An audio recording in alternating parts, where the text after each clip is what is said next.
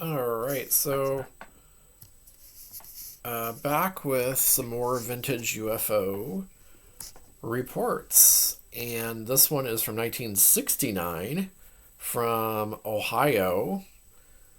And this one caught my attention because it involves Wright-Patterson Air Force Base.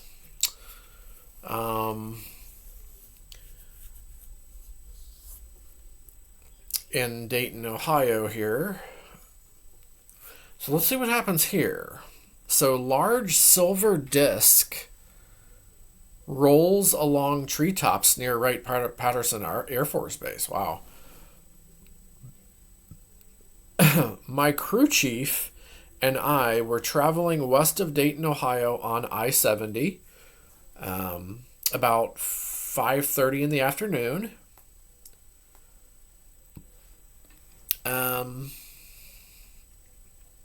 The crew chief, I believe, was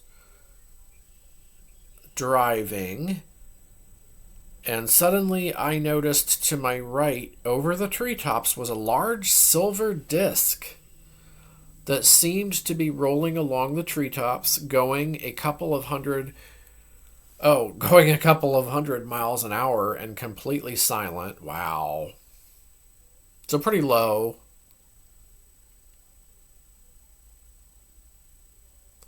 Not too high up. And you could tell it was large, and it was a silver disc. I called it to Tom's attention. That must be the name of the crew chief. And then suddenly the craft made a 90-degree turn and headed into space? Oh man. Okay. And was completely gone in about 5 seconds? Well, okay. That can't be anything man-made. That's for damn sure. This is 1969, but I mean, come on. Jesus, doing anything like we don't even have anything like that now.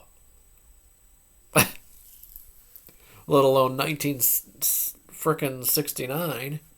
Tom and I thought that we had witnessed a new secret Air Force fighter and scanned the newspapers for a couple of days for the story. We were near the infamous Wright-Patterson Air Force Base and thought that the aircraft had come from the base.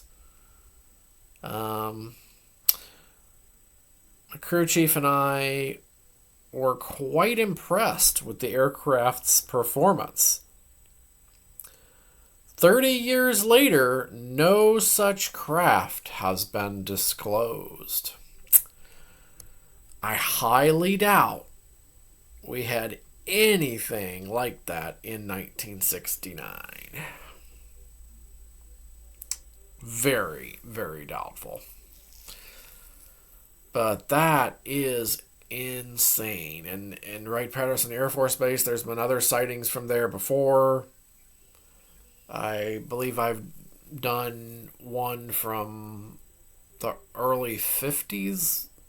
I don't remember exactly the year, about a UFO that was involved there. This one's new to me, though. This one here. This one's pretty good. So I do a lot of vintage cases from Ohio. I have a lot of those on my channel just because I grew up in Ohio, and I've seen UFOs myself growing up in Ohio. So Ohio UFOs have always been extra fascinating to me. So when I started my channel, I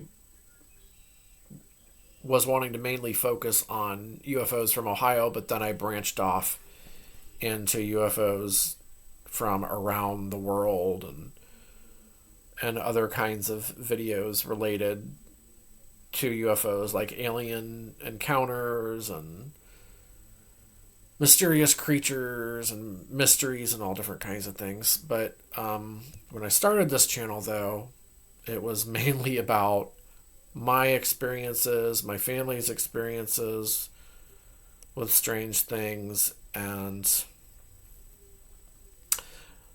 then I wanted to just delve into all the different cases and reports from Ohio before I branched off into cases from all around the world, which is what I do now. But Ohio still remains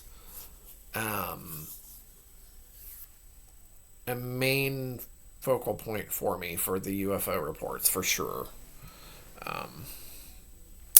So here's another one, pretty good one.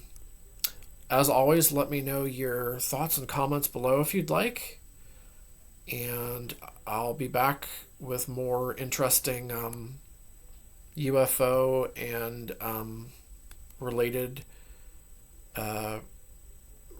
reports soon.